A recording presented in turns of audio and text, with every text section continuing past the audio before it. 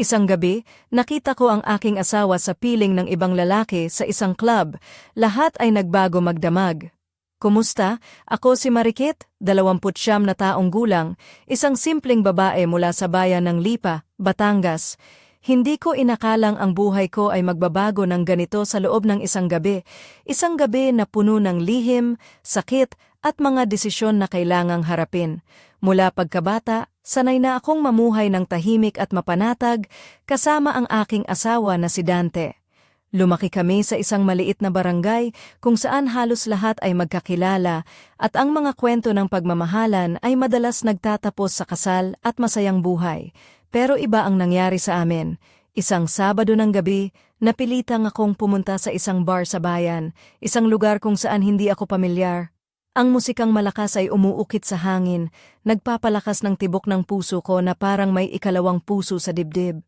Nandoon siya, ang asawa ko, kasama si Arnel, isang matangkad na lalaki na may mga tattoo sa braso, na may hawak sa balakang ko sa paraang hindi ko inaasahan. Ako si Marikit, at sa sandaling iyon, parang tumigil ang mundo ko. Nakita ko siya sa isang skirt na halos transparent, kitang-kita ko ang lahat, kahit pa nasa kabilang dulo ako ng club. 50 segundo lang ang lumipas bago ko sila nakita sa gitna ng maraming tao, ngunit parang isang buong taon ang naramdaman ko habang pinagmamasdan ang kanilang pagsasayaw nang malapit na masira ang aking puso. Hindi ko na maalala kung paano ako nakalapit sa bar pagkatapos noon. Nang umupo ako ng walang imik, umiinom ng malamig na alak na tila ba ang bawat lagok ay nagpapahina sa aking pagkatao. Doon ko nakita si Liza, ang may-ari ng bar, na nag-iisa at tila matatag na babae na may maikling buhok at walang halong pampaganda, isang babae na parabang hindi kailangan ng sinuman. Habang nag-uusap kami, naalala ko si Dante na patuloy na nakatingin kay Arnel at sa akin, na may mga salitang hindi niya binigkas, mga tanong na hindi niya tinanong. Sa likod ng kanyang mga mata, naramdaman ko ang pag-aalinlangan, ang takot, at ang pagdurusa na hindi niya kayang ipakita. Ang gabing iyon ay simula ng isang paglalakbay na puno ng lihim, panghihinayang at mga bagong pag-asa. Hindi ko pa alam kung saan ito hahantong, ngunit isang bagay ang sigurado, wala na akong balikan pa. Ako si Marikit at ito ang kwento ng gabi na nagbago ng lahat. Sa gabing iyon, habang nakaupo ako sa bar, unti-unting lumalim ang aking pag-iisip tungkol sa nangyari sa dance floor. Si Dante, ang asawa ko, ay nakikipaghalikan sa mga mata ni Arnel nang may halong katiyakan at pagnanasa. Hindi ko maintindihan kung bakit ganoon ang mga kamay niya, tila ba hindi na ako ang babae sa harap niya kundi si Arnel ang siyang pinagtuunan niya ng pansin. Ako si Marikit, isang babae na sanay na sa simpleng buhay, ngunit ngayoy nahaharap sa isang komplikadong katotohanan, ang katotohanang nililok sa puso ko ng mga kamay ng ibang lalaki. Lumaki ako sa bayan ng Lipa, kung saan ang pamilya ay sagrado at ang pagtitiwala ay hindi basta-basta binibigay. Ngunit sa gabing iyon, para bang naglaho lahat ng mga paniniwala ko. Bago pa man ang gabing iyon, may mga hudyat na ako ay nagtataka. Isang araw, nang pumasok si Dante sa kwarto namin, suot ang isang manipis na polo at maong na pantalon, napansin ko ang kakaibang tingin niya, tila may tinatago. Nang tanungin ko siya tungkol kay Arnel, sinabi niya na may problema ang kaibigan niya at kailangan niyang tulungan siya. Hindi ko na tinanong pa ang iba pang detalye. Pinili kong maniwala, ngunit ang puso ko ay may kaluskos. Pagdating ko sa bar, naramdaman ko ang kakaibang tensyon sa hangin. Ang musika ay malakas at ang mga ilaw ay naglalaro sa paligid, ngunit para sa akin, tila nakatuon lamang ang lahat sa magkabilang dulo ng silid, si Dante at si Arnel sa isang panig, at ako na tila isang dayuhan sa aking sariling buhay sa kabilang panig. Habang umiinom ako ng whiskey, napansin ko si Liza, ang may-ari ng bar, na nag-iisa sa likod ng counter. Ang kanyang hitsura ay simple, maikling buhok, walang makeup, at isang matatag na tindig na nagpapahiwatig ng tapang at determinasyon. Nakaramdam ako ng kakaibang koneksyon sa kanya, isang bagay na hindi ko maipaliwanag ng words.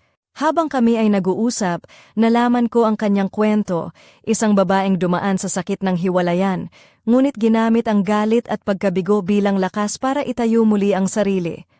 Ang bar na ito, na dati isang abandonadong gusali, ay naging kanyang mundo, isang simbolo ng bagong simula.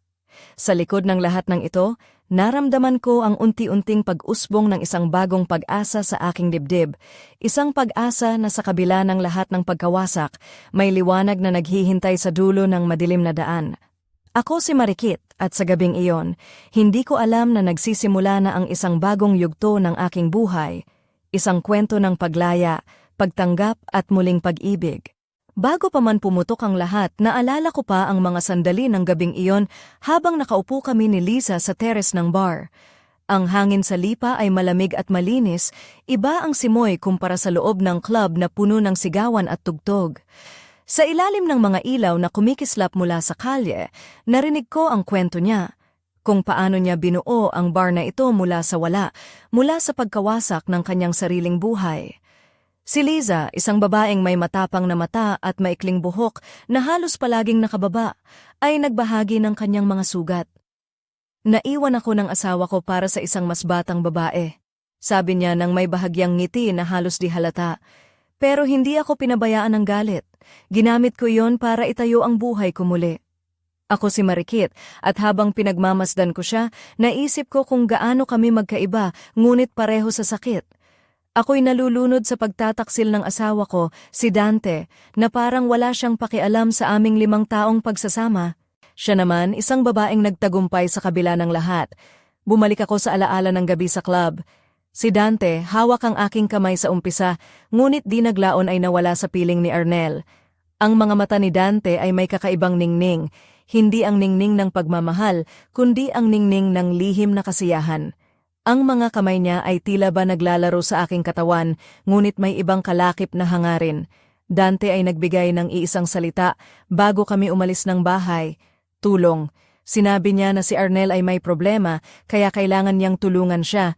Hindi ko tinanong kung ano iyon. Pinili kong maging taksil sa aking sariling hinala, sa halip na sumugod sa gulo.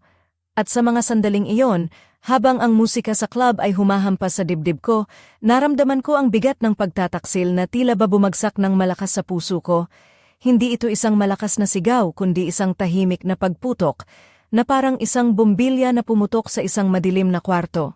Ako si Marikit at sa gabing iyon, napagtanto ko na ang mundo ko ay unti-unting nagbabago. Hindi ko alam kung saan ako patutungo, pero alam ko na hindi na ako maaaring bumalik sa dati. Ang lahat ay nagsimula sa isang simpleng salita, tulong, na nagbukas ng isang pintuan na hindi ko na muling isasara. Pagkatapos ng gabing iyon sa bar, unti-unti kong naramdaman ang pagbabago sa aking puso at isipan. Nakaupo ako sa tabi ni Liza habang ang mga ilaw ng lungsod sa lipa ay kumikislap sa lilim ng gabi. Ang kanyang mga mata ay matatag, puno ng kwento ng sakit at tagumpay. Hindi ko maiwasang magtanong sa sarili, paano niya nagawang bumangon mula sa pagkawasak ng kanyang buhay? Ako si Marikit, isang babae na ngayon ay nabubuhay sa gitna ng gulo at kalituhan. Si Liza ay nagsimula bilang isang estranghero, ngunit sa bawat kwento niya ay lumalalim ang aming koneksyon. Hindi kami magkapareho, ngunit pareho naming naramdaman ang bigat ng pagtataksil at pagdurusa. Habang kami ay nag-uusap, napansin ko ang kakaibang ngiti niya, isang ngiting asymmetrical, kung saan ang kaliwang bahagi ng kanyang labi ay bahagyang tumataas ng mas mabilis kaysa sa kanan. Hindi ko alam kung bakit, ngunit ang ngiting iyon ang naging simbolo ng kanyang tapang at katatagan. Sa kabilang banda, si Dante ay patuloy na naglalaro sa pagitan namin ni Arnel. Sa bawat sandali, ang kanyang mga kamay ay naglalakbay sa katawan ko, ngunit ang puso at isipan niya ay tila naiwan sa ibang tao. Hindi ko matiis ang pagtingin sa kanya ng ganoon, ang pagtingin na may halong pagtataksil at kalungkutan. Isang gabi, habang umiinom kami ni Liza ng kape sa bar, sinabi niya, "Alam mo Marikit, ang hiwalayan ay hindi katapusan. Isa itong pintuan. Kapag pumasok ka dyan, bubuksan mo ang isang bagong mundo." Hindi ko maipaliwanag ang damdamin ko sa mga salitang iyon, parang may liwanag na sumilip sa dilim na bumabalot sa akin.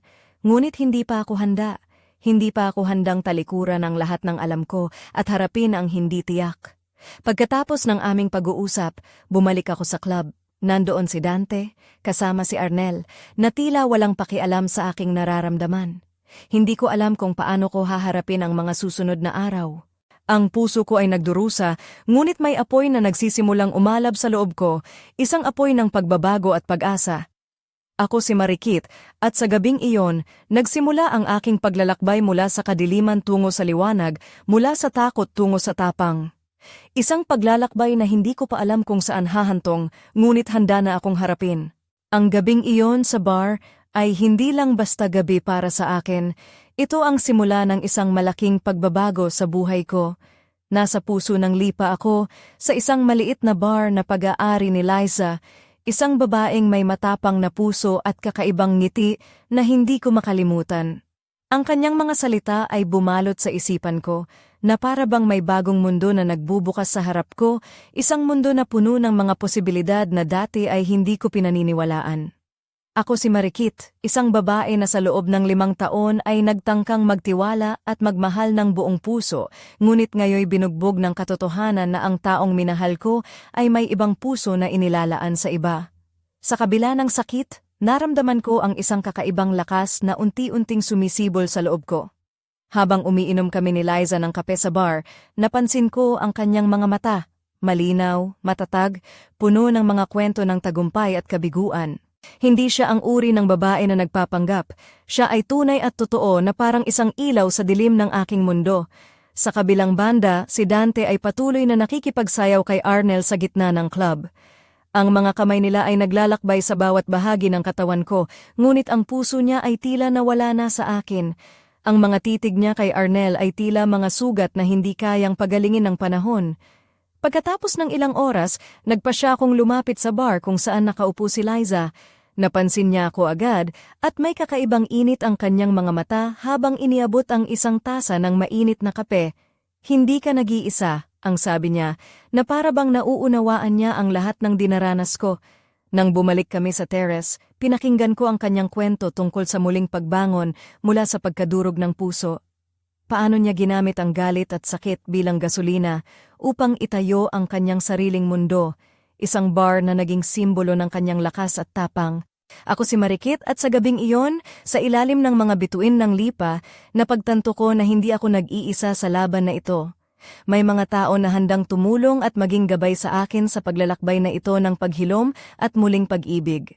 Ngunit higit sa lahat, natutunan ko na ang pinakamahalagang tao na dapat kong pagtuunan ay ako mismo. Hindi ko pa alam ang magiging wakas ng kwento ko, ngunit handa na akong harapin ang bukas, kahit papuno ito ng mga pagsubok at hindi inaasahang pangyayari. Ang tanging sigurado ako, hindi na ako babalik sa nakaraan na puno ng kasinungalingan at pagtataksil.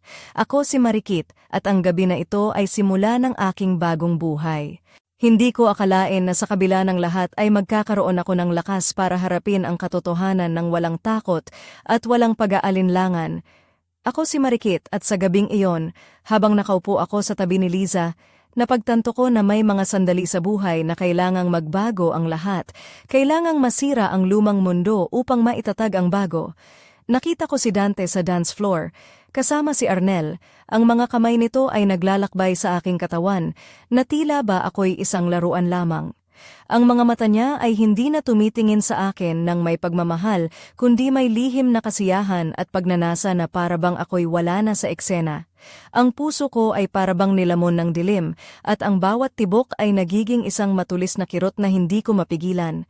Ngunit sa kabila ng sakit, may isang bahagi sa akin na nanlalamig at nagiging malamig, isang bahagi na nagsasabing hindi na ako dapat umasa pa, hindi na ako dapat magtiwala.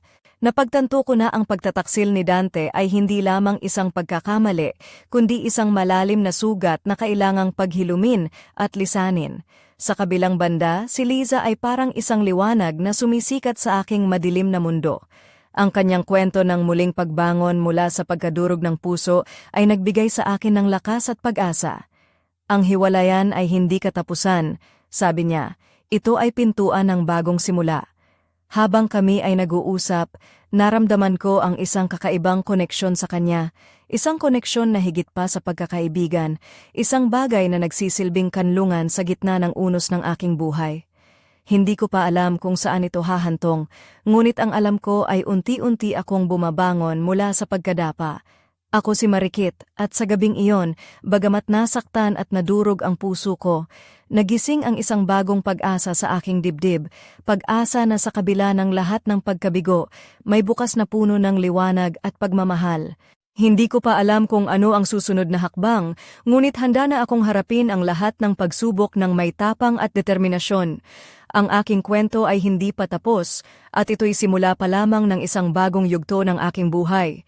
Hindi ko akalain na ang gabi na iyon ay magdadala ng isang napakalaking pagbabago sa buhay ko. Isang pagbabago na hindi ko inaasahan, isang twist na parabang binago ang buong daloy ng aking kwento. Ako si Marikit, at ang gabing iyon ay simula ng isang labanan na puno ng lihim, pagtataksil, at mga desisyong kailangang gawin ng buong tapang. Habang nakaupo kami ni Liza sa terrace, naramdaman ko ang kakaibang tensyon sa hangin. Bigla akong tumunghay sa loob ng club at nakita ko si Dante kasama si Arnel na tila ba nagkakaintindihan ng hindi ko alam. Ngunit hindi iyon ang pinakanakakagulat. Habang pinapanood ko sila, biglang lumapit si Arnel sa akin. Hindi para manakit, kundi para magbukas ng isang lihim na katotohanan. "Ako ang dahilan ng lahat ng ito," sabi niya nang may bigat sa boses. "Hindi mo siya kailanman tunay na minahal, Marikit. Siya ay naglaro lamang ng papel na gusto niyang gampanan. Ako si Marikit, at sa sandaling iyon parang bumagsak ang mundo ko nang malaman ko na ang pagtataksil ni Dante ay hindi lamang isang simpleng pagkakamali kundi bahagi ng isang mas malalim na laro. Isang laro na ginagampanan ng mga taong malapit sa akin nang hindi ko alam. Hindi ko maintindihan kung paano ko haharapin ang katotohanan ito. Ang taong minahal ko ng buong puso ay nilaro lamang at ako ang naging biktima ng isang panlilinlang na matagal nang inihanda. Naramdaman ko ang pait ng pagkakanulo, ngunit sa kabila nito, may isang bahagyang pag-asa na nagsisibol, ang pagnanais na bumangon at lumaban para sa sarili ko. Si Liza ay nanatiling matatag sa tabi ko. Ang kanyang presensya ay isang paalala na hindi ako nag-iisa. "Hindi mo kailangang mag-isa sa laban na ito," sabi niya, habang hawak ang aking kamay. Ako si Marikit, at sa gabing iyon, natutunan ko na ang buhay ay puno ng mga hindi inaasahang pangyayari. Ngunit sa kabila ng lahat, may lakas sa loob ko na hindi ko pa natutuklasan. Isang lakas na magpapalaya sa akin mula sa kadiliman at magdadala sa akin sa bagong simula. Hindi ko pa alam kung paano magtatapos ang kwento ko, ngunit handa na akong harapin ang mga pagsubok na darating kahit gaano man ito kahirap. Ang laban ko ay nagsisimula pa lamang. Sa gabing iyon, habang nakatayo kami ni Liza sa gilid ng terrace, unti-unting bumagsak ang mga pader ng ilusyon na matagal kong pinagtibay. Si Arnel, ang lalaking akala ko'y simpleng bahagi lang ng kwento, ang nagbukas ng pintuan sa isang madilim na lihim. Hindi mo siya kailanman tunay na minahal. Ang mga salitang iyon ay parang kidlat na tumama sa aking dibdib, pinanindigan ang lahat ng aking mga hinala. Ako si Marikit, mula sa tahimik na bayan ng Lipa, at ngayon nasa gitna ng isang gulo na hindi ko inasahan. Ang katotohanan ay masakit. Ang taong minahal ko ay ginamit lamang ang aking tiwala bilang isang laruan sa kanyang sariling laro. Si Dante, ang asawa ko, ay hindi ang tao na akala ko noon. Isang manlalaro sa isang madilim na dula na wala akong kontrol. Habang pinagmamasdan ko sila mula sa terrace, nakita ko ang tunay na mukha ni Dante. Isang lalaki na may mga lihim at kasinungalingan na hindi niya kayang itago. Ang kanyang mga mata ay nagkukubli ng pagsisisi, ngunit hindi sapat iyon para mapawi ang sakit na nadarama ko. Si Liza ay nanatili sa tabi ko, tahimik ngunit matatag. Ang kanyang presensya ay parang isang matibay na haligi sa gitna ng bagyong aking dinaranas. "Hindi mo kailangang mag-isa sa laban na ito," ang sabi niya, na puno ng pangako at lakas. Ako si Marikit, at sa gabing iyon ay napagtanto ko na ang buhay ko ay hindi na magiging katulad ng dati. Ang mga pangarap na itinayo ko ay durog, ngunit sa mga durog na iyon ay may mga butil ng pag-asa na nagsisimulang umusbong. Hindi ko pa alam kung ano ang susunod na hakbang, ngunit isang bagay ang sigurado ako, hindi ako magpapatalo. Ang aking puso ay nagdurusa, ngunit ang aking diwa ay nananatiling matatag. Ang laban para sa sarili ko ay nagsisimula na, at handa akong harapin kahit ano paman ang ibato ng tadhana. Sa harap ng bagong bukang liwayway, ang aking kwento ay hindi pa tapos. Ito ay isang paglalakbay ng paghilom, pagtuklas at muling pag-ibig sa sarili. At sa gabing iyon, habang ang mga ilaw ng lungsod ay kumikislap sa dilim, ako ay nanumpa na hindi na muling magpapadala sa mga kasinungalingan at pagtataksil. Ang gabing iyon sa terrace ng bar ay tila isang eksena mula sa isang pelikula. Ang mga ilaw ng lipa ay kumikislap sa dilim, ang hangin ay malamig ngunit puno ng tensyon, at ang puso ko ay naglalaban-laban sa pagitan ng sakit at pag-asa. Ako si Marikit, isang babae na ngayon ay nasa gitna ng isang bagyong emosyonal na tila kailanman ay hindi magwawakas. Habang nakatayo ako roon, ang mga larawan ng mga nakaraang taon ay dumaan sa isip ko, ang mga ngiti ni Dante, ang mga pangako, ang mga gabi ng pagtulog ng magkahawak kamay. Ngunit lahat ng iyon ay naglaho sa isang iglap, tulad ng mga alon na nilalabasan ng dagat sa dalampasigan. Ang katotohanan ay malamig at walang awa. Si Dante, ang taong minahal ko, ay naglaro ng apoy sa aking puso, nilaro ang aking tiwala, at iniwan akong nagdurusa sa gitna ng madilim na gabi. Ang kanyang mga kamay na dati nagbigay ng init at pagmamahal ay ngayon naging mga kamay na may dalang sugat at kirot. Ngunit sa kabila ng lahat, may isang bagay na lumalaban sa loob ko, isang apoy na hindi kailanman maglalaho. Ito ang apoy ng katatagan, ng pag-asa, ng bagong simula. Sa tabi ko, si Liza ay parang isang ilaw na naglalakbay kasama ko, nagdadala ng liwanag sa madilim na daan. Ang tensyon ay umabot sa rurok. Ang gabi ay puno ng mga hindi nasabi, mga tanong na walang sagot, at mga damdaming naglalaban-laban sa puso ko. Ang mundo ko ay nagiging isang malaking entablado kung saan ako ang bida at ang biktima sa isang kwento ng pagtataksil at paglaya. Ako si Marikit, at sa gabing iyon, ang lahat ay naging mas matindi. Ang sakit, ang pagkalito, ang galit, at ang pag-asa ay nagsanib upang bumuo ng isang emosyonal na bagyong hindi ko malilimutan. Ang laban ko ay hindi pa tapos. Ngunit sa kabila ng lahat, handa akong harapin ang anumang darating. Dahil sa wakas, natutunan ko na ang tunay na lakas ay nagmumula sa loob. At habang ang mga ilaw ng lungsod ay patuloy na kumikislap, ako ay nakatayo, matatag, handang harapin ang bukas na may bagong tapang at pag-asa. Ang mga ilaw ng lipa ay patuloy na kumikislap habang nakatayo ako sa teras, ang malamig na hangin ay humahaplos sa aking mukha nang parabang binubura ang mga luha na di ko maipikit. Ako si Marikit at sa gabing iyon, sa gitna ng lahat ng gulo at sakit, isang bagay ang naging malinaw sa akin. Ang katapusan ng isang kabanata ay simula ng panibago. Si Dante, ang lalaking minahal ko ng buong puso, ay naglaho na sa aking mundo, dala ang mga kasinungalingan at pagtataksil na nagdurog sa akin. Ngunit sa likod ng lahat ng iyon, natagpuan ko ang lakas na matagal ko nang hinahanap, isang lakas na hindi nagmumula sa iba, kundi sa aking sarili. Sa tabi ko, si Liza, na may asymmetrical na ngiti na ngayon ay puno ng pag-asa, ang naging sagot sa mga panalangin ko. Ang bar na kanyang itinayo mula sa mga labi ng kanyang nakaraan ay naging simbolo ng aming bagong simula. Habang bumalik kami sa loob ng bar, naramdaman ko ang isang kakaibang kapayapaan, isang katahimikan na puno ng pangako. Ang mga sugat ng nakaraan ay hindi pa ganap na gumagaling, ngunit ang apoy ng bagong buhay ay nagsisimula ng magliyab sa puso ko. Ako si Marikit, at sa gabing iyon, habang ang mga tunog ng musika ay unti-unting humina at ang mga ilaw ay nagsisimulang magdilim, alam kong ang aking buhay ay hindi nababalik sa dati. Ngunit hindi ako natatakot. Ang bagong buhay ay naghihintay, isang buhay na puno ng posibilidad, pag-asa at tunay na pagmamahal. Ang mga pintuan ay bukas na, at ako ay handang lumakad sa bagong landas, dala ang tapang at pangarap na hindi na mawawala. Ang kwento ko ay natapos na ang unang yugto, ngunit ang sumunod ay puno ng mga lihim, tagumpay, at bagong pag-ibig. At sa puso ko, alam kong kahit ano pa ang dumating, hindi na ako babalik sa madilim na nakaraan. Ako si Marikit, at ito ang simula ng aking tunay na buhay.